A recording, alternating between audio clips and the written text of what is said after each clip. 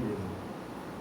Boa noite, igreja. Espero que esteja todo mundo bem. O pastor falou, hoje eu vou finalizar o estudo bíblico que a gente começou a fazer na última vez que eu preguei. Uma vez foram os 3 primeiros versículos do capítulo 42, agora os 3 próximos. Não preocupa não, porque eu sei que alguns não estiveram aqui da última vez. Vou fazer uma breve recapitulação também do que eu falei no estudo passado, para ninguém perder. E se alguém quiser, depois tem esse estudo completo, tanto na forma de esboço quanto na forma de slide, se alguém quiser conferir depois. Então, se os irmãos já estiverem aberto aí, Jó 42, versículo 1 até o versículo 6. Eu vou ler aqui, minha versão é a nova versão transformadora. Então Jó respondeu ao Senhor: sei que podes fazer todas as coisas, e ninguém pode frustrar teus planos. Perguntaste: quem é esse que, com tanta ignorância, questiona minha sabedoria? Sou eu. Falei de coisas que eu não entendia, coisas maravilhosas demais que eu não conhecia. Disseste: ouça e eu falarei. Eu lhe farei algumas perguntas e você responderá. Antes, eu só te conhecia de ouvir falar. Agora, eu te vi com meus próprios olhos. Retiro tudo o que disse e me sinto arrependido no pó e nas cinzas. Então, irmãos, esse estudo de 2 partes, aqui eu estou chamando de consolo além do entendimento, que é basicamente a resposta de Jó, a resposta de Deus que ele havia dado às aflições que Jó estava sofrendo. E conforme a gente vai ver, o consolo que Jó recebe dessa resposta de Deus vai muito além do mero entendimento intelectual que ele tem. O consolo que ele tem diante do sofrimento vai muito além de eu entender por que exatamente eu estou passando por isso. E é um pouco disso que a gente viu no estudo passado.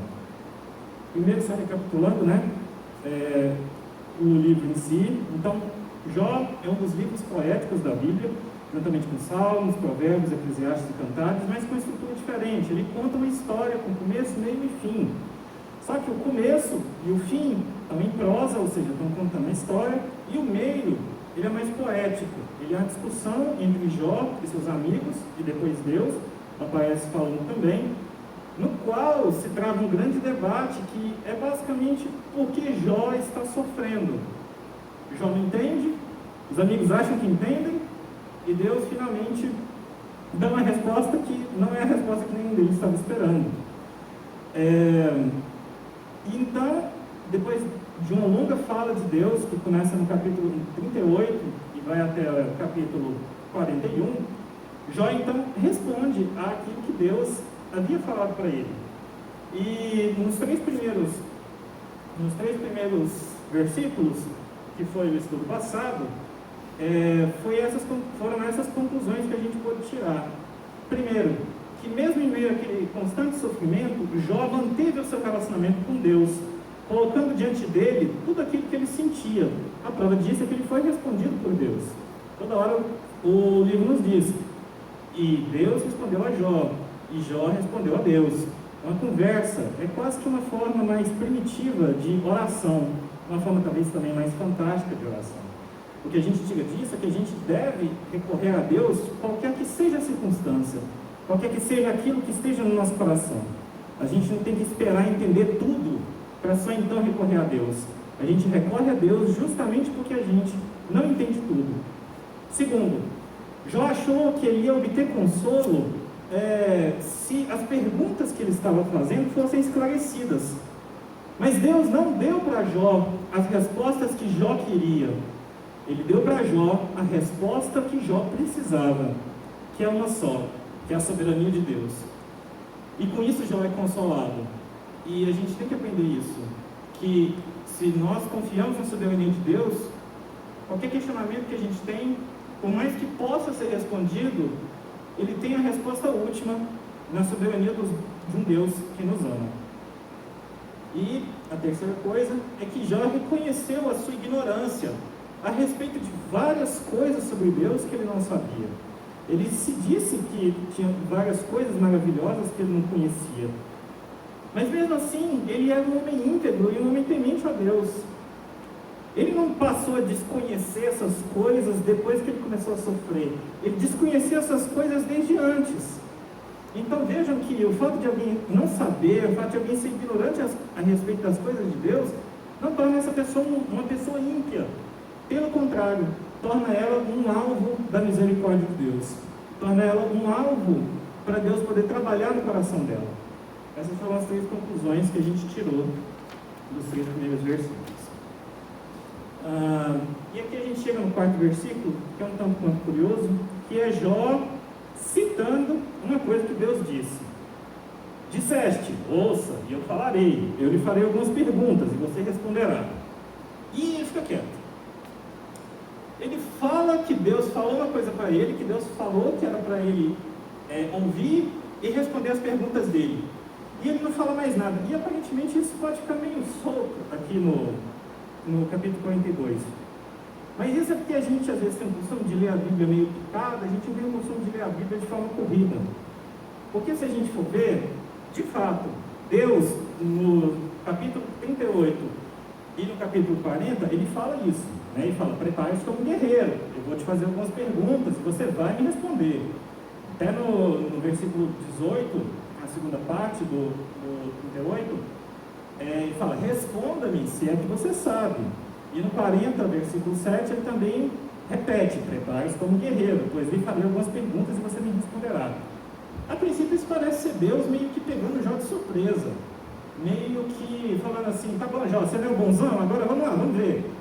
Parece à primeira vista que Deus surpreendeu Jó, mas isso é porque a gente às vezes não lê a Bíblia, né, de forma corrida, porque lá no capítulo 13, versículo 22, Jó, em toda essa angústia, em todo o seu sofrimento, mas também um pouco da sua altivez, ele diz, chama-me e eu responderei, ou permita que eu fale e responde-me. Ou seja, aqui o que a gente vê nas falas de Deus, é Deus respondendo ao desafio que Jó tinha feito para ele. Jó tinha falado, não, o senhor pode me perguntar o que o senhor quiser, que eu vou responder. Ou então, senhor, deixa que eu falo o que eu quiser, e aí depois eu respondo o senhor. E depois o senhor me responde.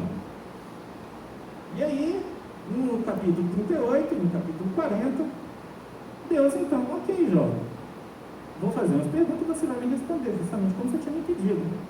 E a resposta é aquela lá, do capítulo 40, versículo 4.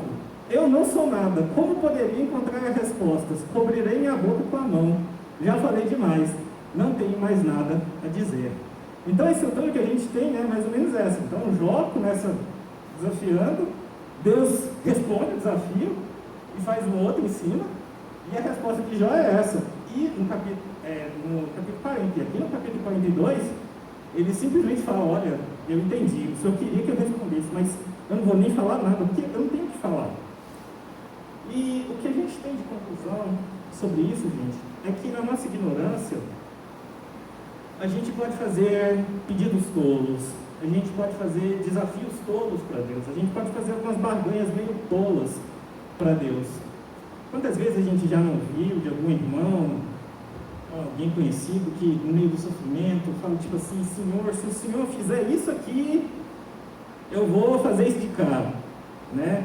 Senhor, me revela uma coisa assim, que aí eu vou fazer. Ou então, né, naquele momento de angústia, às vezes é em relação a alguém, fala, Senhor, destrói aquela pessoa.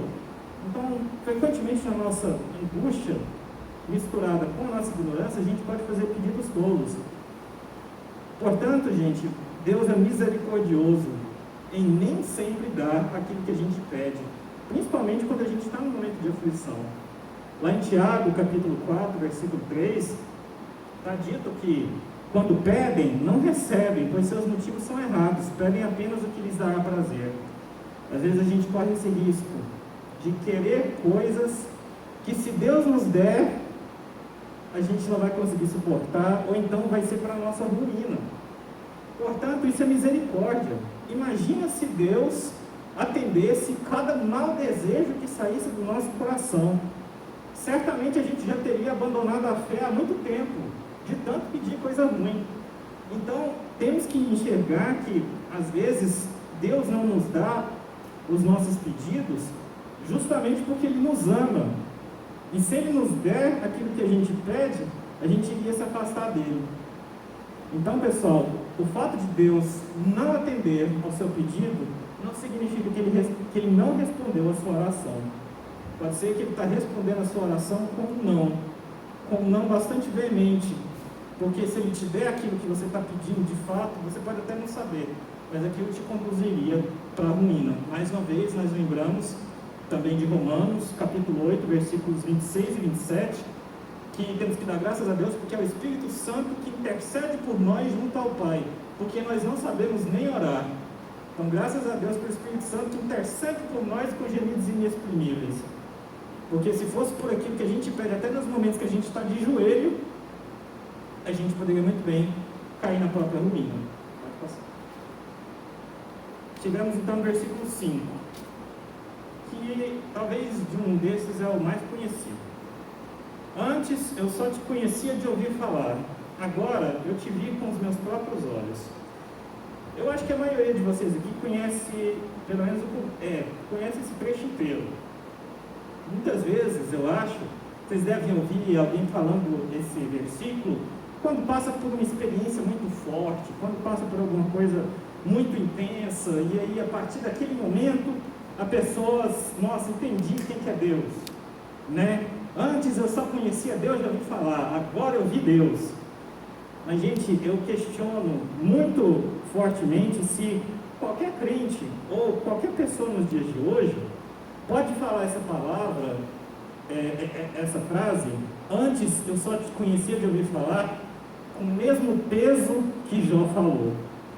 Porque o contexto de Jó não é seu contexto. Como eu tinha falado no estudo anterior, Jó provavelmente viveu na era patriarcal. Entre o dilúvio e a Torre de Babel, ali em Gênesis 11, e o chamado de Abraão, e o chamado que Abraão faz por Deus, ou seja, ali entre Gênesis 11 e 12. Quem faz leitura cronológica da Bíblia, no aplicativo, inclusive, que é o que eu estou fazendo, e um dos motivos para eu fazer esse estudo de Jó, vê que Jó aparece ali entre Gênesis 11 e 12. E o que tinha de Deus entre Gênesis 11 e 12, gente? A gente não tinha Bíblia, não tinha aquela história escrita, a história tinha acontecido, mas ela não estava escrita, não tinha um salminho para Jó ler de manhã, Deus é o meu pastor, Senhor é meu pastor e nada me faltará, não tinha a palavra de Jesus marcada em vermelho na Bíblia, que ele pode ler para quando ele quiser se confortar, não tinha isso, gente, não tinha nem aliança, não tinha nem promessa que Deus faria só com Abraão e mais um tempo depois ele ia confirmar com Israel. Você não tinha, o reino de Deus ainda não tinha chegado, Jesus ainda não tinha colocado todas as coisas debaixo dos seus pés e o Espírito Santo não habitava em plenitude dentro dos crentes. Deus estava afastado da humanidade, só raramente se comunicava com os poucos homens de fé, por eles preservados ao longo da história. E Jó talvez dificilmente desfrutasse de uma comunhão espiritual dentro da sua casa, dentro do seu meio social, tendo em vista os sacrifícios que ele disse que tinha que fazer pelos filhos, lá em Jó capítulo 1, versículo 5, e a esposa dele que se provou bastante infiel, que mandou ele lá no capítulo 2, versículo 9, amaldiçoar a Deus e morrer. E esses amigos dele, que se diziam amigos, era gente de uma teologia extremamente ruim, extremamente destrutiva para quem estava ouvindo, e isso é o que ele tinha de amigos, e isso é o que ele tinha de Deus. O quanto mais provável é que Jó, um homem vivendo numa terra muito distante, de alguma forma ele recebeu uma tradição oral, uma história contada de pai para filho, a partir de Sete, que foi filho de Adão, cuja descendência começou a invocar o nome do Senhor, conforme Gênesis 4, versículo 26, e Jó ou escutou isso porque ele é descendente de Sete, ou ele foi talvez evangelizado por algum descendente de Sete. Então esse era o objeto da fé de Jó, gente, uma revelação incompleta, uma promessa que não foi vista e um Deus aparentemente distante.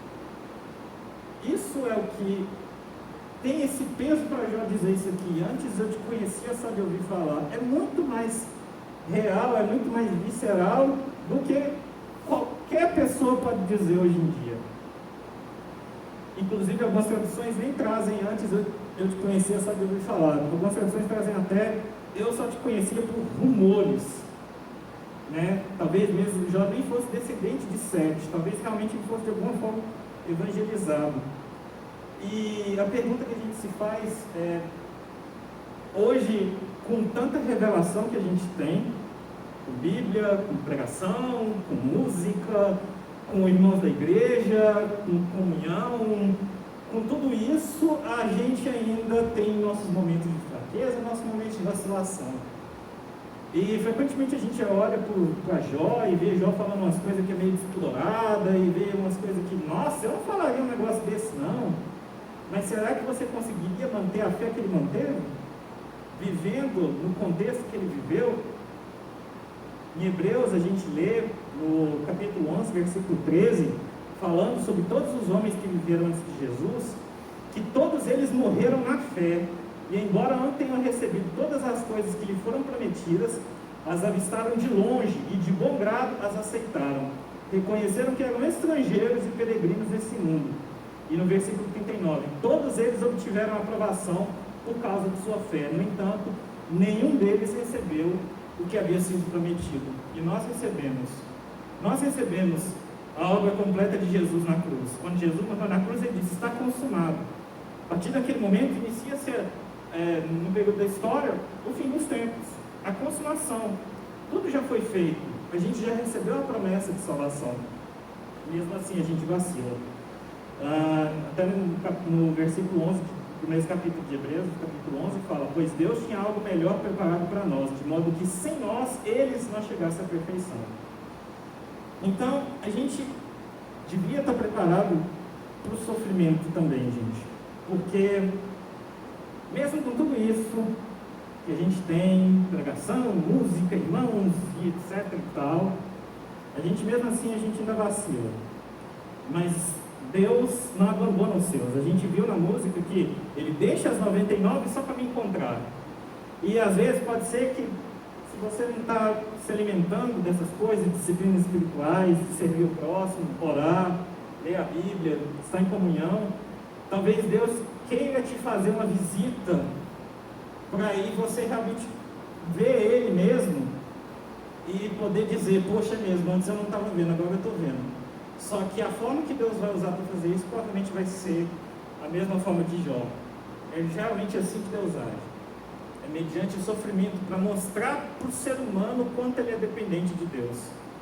Então, a gente deve estar preparado para o sofrimento, porque é uma grande oportunidade de nós então vermos a Deus dessa forma mais intensa, se nós não vemos nas outras coisas que tem disponível.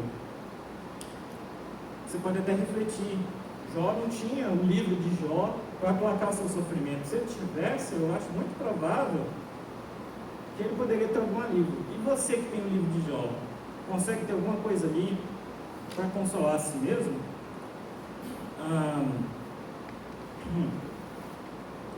A Bíblia nos diz, lá em Gênesis capítulo 50, versículo 20, que os irmãos de José que tentaram mal contra ele, Deus transformou em bem.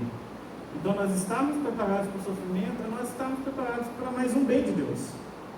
Nós não devemos ter essa postura muito evitativa do sofrimento, porque vai acontecer duas coisas. Primeiro, ele é inevitável, ele vai vir, e quando ele vier, você não vai conseguir lidar com ele corretamente. E segundo, quando ele vier, você não vai conseguir ver a face de Deus, a bondade de Deus, a graça de Deus naquele sofrimento. Então, a postura correta do cristão é estar pronto para o sofrimento, pronto para quando ele vir. E não ter essa postura evitativa como se o sofrimento fosse algo que não viesse de Deus, ou que ele tivesse evitar qualquer custo. Por fim, versículo 6, nós temos o fechamento dessa parte, depois vai ter um epílogo, né? A maioria das pessoas conhece mais o epílogo, porque lá está Jó recebendo o dobro, tudo que ele perdeu, e está tudo bem, ele ora, todo mundo feliz. Mas eu peguei essa parte aqui de propósito. Jó diz: retiro tudo que disse e me sinto arrependido no pó e nas cinzas.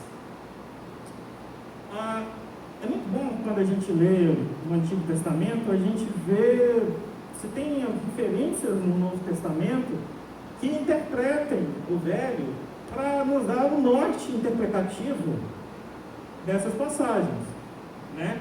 E a gente tem lá em Tiago, capítulo 5, versículo 11, que Jó é para nós um paradigma da perseverança e da paciência. Lá diz: consideramos felizes aqueles que permanecem firmes em meio à aflição. Vocês ouviram falar de Jó, um homem de muita perseverança. Sabem como no final o Senhor foi bondoso com ele, pois o Senhor é cheio de compaixão e misericórdia.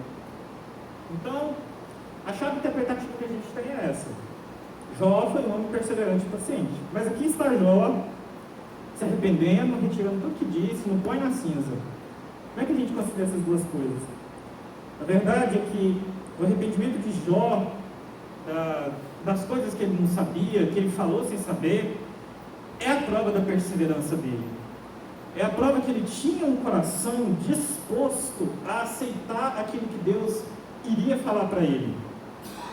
Por mais que todas aquelas coisas que já falava aparentemente parecessem desrespeitosas, despudoradas, ele falava aquilo entendendo que somente Deus poderia trazer alívio para o sofrimento dele, e ele estava pronto para receber aquele alívio. Ele não sabia como aquele alívio ia vir, mas ele estava pronto para receber, e ele esperou receber, e quando recebeu, ele se confortou, e não só se confortou, mas se arrependeu do que disse, e percebeu a verdade que estava contida nas palavras de Deus. A verdade estava contida na profundidade e na soberania de Deus. Porque ao longo de todo o livro, a gente vê Jó e os amigos dele meio que brigando por causa da tal da lei da retribuição, que é: se você faz algo errado, você vai receber uma punição por isso. Todos os amigos de Jó raciocinavam com base no princípio de que Jó está sofrendo, então ele fez algo errado, o princípio da retribuição. Jó também raciocinava assim, mas ele não de fato acreditava nisso, sabe? Ele falava: gente, eu estou sofrendo, mas eu não fiz nada de errado, o que está acontecendo então? Por que Deus me escolheu como seu inimigo? Porque se Jó aceitasse de fato a lei da retribuição, que eu fiz algo errado, eu estou sofrendo, se ele de fato acreditasse nisso, sabe o que ele ia fazer? Ele ia falar: poxa, é mesmo, eu devo ter feito alguma coisa errada, deixa eu pedir desculpa para eu recuperar o que eu tenho. Se o valor máximo que Jó tinha era os seus bens, era aquilo que ele perdeu, ele teria inventado qualquer coisa para: oh Deus, é verdade, aquele dia, né, que eu fui fazer aquele sacrifício, eu não coloquei tanta madeira quanto queria, ô Senhor, me desculpa, agora traz de volta o que eu tenho, né? Jó, acredito, ele raciocinava com base no princípio da retribuição, mas dentro do coração dele tinha algo dentro do princípio da retribuição que não funcionava, e é por isso que ele tanto questionava, e é daí que vem a paciência dele para esperar para Deus vir e dar uma resposta para ele. Ele não estava disposto a trocar a integridade dele diante de Deus pelas posses que ele perdeu. Então, a gente vê no final aqui do versículo 6, que Jó está enfim consolado. Ele está tão consolado, mesmo em meio ao arrependimento, que ele sente até que ele pode morrer, porque ele fala: me sinto arrependido no pó e nas cinzas. Se eu pudesse morrer agora, eu morreria, né? Por quê? Porque a devolução dos bens materiais que Jó perdeu não era aquilo que Jó queria. Jó queria ser consolado pelo Deus vivo, e ele é consolado aqui e ele se dá por satisfeito. Aqui ele já pode morrer, ele não precisa ter nada de volta. Se Deus devolve as coisas dele depois, no final do capítulo 42, é por graça, mas não é porque Jó queria aquilo de volta. E essa geralmente é a mensagem que às vezes a gente escuta em púlpito sobre Jó: ó, irmão, você está sofrendo? Espera, fica firme, leia um salmo, que Deus vai te dar de volta o que você perdeu. Não preocupa, Ele vai te dar em dobro. Só fica aí tranquilo, que Ele vai devolver. E não é isso que Jó ensina. Jó ensina que o consolo está em conhecer mais a Deus, e não em ter o motivo daquele sofrimento explicado ou restaurado. A restauração material não é o que Jó buscava, e nem é isso que o livro ensina. A nossa paciência, nossa perseverança em meio ao sofrimento, ela não se baseia numa expectativa de restauração material. Eu acho que Deus vai me restaurar. Não, ela se baseia na certeza de um enriquecimento espiritual por um Deus que nos ama. É isso que Paulo diz lá em Filipenses, capítulo 3, versículo 8 até metade do versículo 9. Sim, todas as outras coisas são insignificantes comparadas ao ganho inestimável de conhecer a Cristo Jesus, meu Senhor. Por causa dele, deixei de lado todas as coisas e as considero menos que lixo, a fim de poder ganhar Cristo e nele ser encontrado. Nem mesmo o contexto lá de Tiago, capítulo 5, que fala que Deus foi bondoso com Jó por causa da perseverança dele, está falando de coisas materiais, porque em todo o capítulo 5 de Tiago, ele está falando sobre a esperança da vida eterna. É essa a esperança que a gente tem, não a esperança de ter restaurado aquilo que nos fez sofrer. Então, gente, aqui a gente vê Jó arrependido. A gente vê Jó retirando tudo que ele disse e arrependido no pó na cinza, mas a gente também tem um Jó consolado. Porque o arrependimento, gente, para o crente, ele é algo amargo. Ele é um reconhecimento de quem nós somos e de quem Deus é e do fosso enorme que separa a criatura caída do Criador. Mas ele nunca é uma miséria, ele nunca é um motivo para eu ficar mais e mais remoendo aquele meu sofrimento. Ele é um motivo de consolo, porque mesmo nós sabendo quem nós somos e quem Deus é, a gente ainda tem confiança que Deus nos ama por causa de Jesus Cristo, porque Deus nos ama em Cristo. Então, ainda que eu veja quando eu me arrependo, eu vejo essa grande separação que existe entre a santidade de Deus e a minha corrupção, eu fico consolado, porque esse abismo foi transposto pelo sacrifício de Cristo na cruz. Lá diz Paulo, lá em 2 Coríntios, capítulo 5, versículo 21. Pois Deus fez de Cristo, aquele que nunca pecou, a oferta por nosso pecado, para que por meio dele fôssemos declarados justos diante de Deus. Deus olha para nós e ele não vê a criatura caída no abismo. Ele olha para nós e vê a justiça de Cristo, porque foi isso que Cristo comprou para nós na cruz.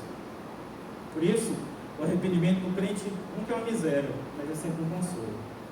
Portanto, eu queria só colocar as conclusões finais desses 6 versículos que eu li com vocês aqui em Jó 42, que são, eu acho que aquilo que o livro, nessa parte, quer nos dizer em meio ao sofrimento. Como o nosso relacionamento com Deus fica em meio ao sofrimento? Primeiro, que nós contemplemos o nosso relacionamento restaurado com Deus durante o sofrimento. Já falava, Deus respondia. Deus falava, já respondia. Contemplemos a nossa grande ignorância sobre Deus durante o sofrimento. Reconhecemos que a gente não sabe de tudo, mas que nós confiamos em Deus que sabe. Contemplemos a consoladora soberania de Deus durante o sofrimento, entendendo que Deus tem o controle de tudo aquilo que acontece, de todas as coisas. Que nós contemplemos as renovadoras misericórdias de Deus durante o sofrimento, que não nos trata segundo aquilo que nós merecemos, mas Ele nos dá graça e nos dá aquilo que nós não merecemos. Contemplemos todas as auto-revelações de Deus durante o sofrimento. A gente entende que nosso Deus não é um Deus que está lá parado no céu e que eu, ser humano, tenho que ir lá e buscar Ele para Ele me dar atenção.